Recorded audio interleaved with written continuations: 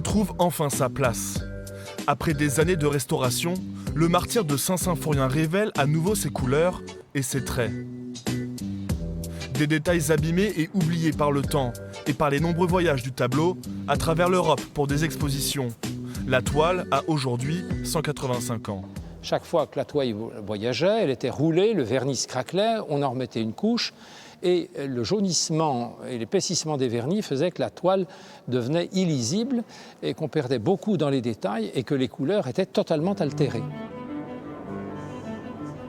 Retour 6 mois en arrière. Des équipes de spécialistes venus de Paris s'affairent sur l'œuvre d'Ingres. La restauration a été exceptionnellement réalisée sur place, dans un atelier temporaire. Car les dimensions de la toile sont impressionnantes, 4,07 m sur 3,39 m. La dernière restauration remonte à 1913, donc il y a eu des petites interventions ponctuelles, mais pas vraiment de restauration fondamentale. Donc c'est pour ça qu'il y a eu une étude vraiment poussée en 2016 pour connaître son état sanitaire.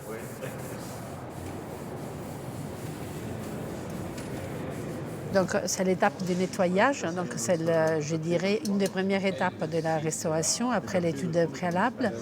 On enlève tous les ajouts qui ne sont pas originaux, c'est-à-dire les restes des restaurations anciennes, comme les vernis, les répins altérés.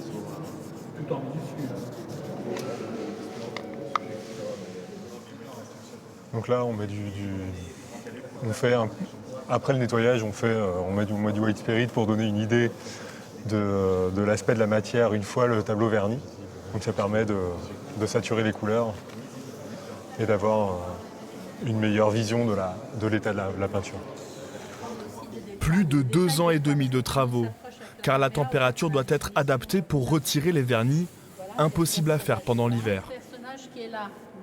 Finalement, l'œuvre remise à sa place et rehaussée d'1 mètre retrouve tout son éclat d'origine.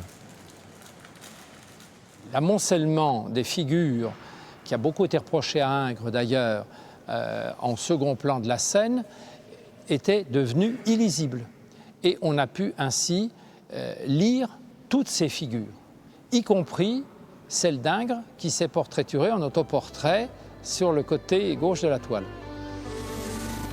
Jean-Auguste Dominique Ingres l'a dit lui-même, le martyre de Saint-Symphorien est son œuvre majeure.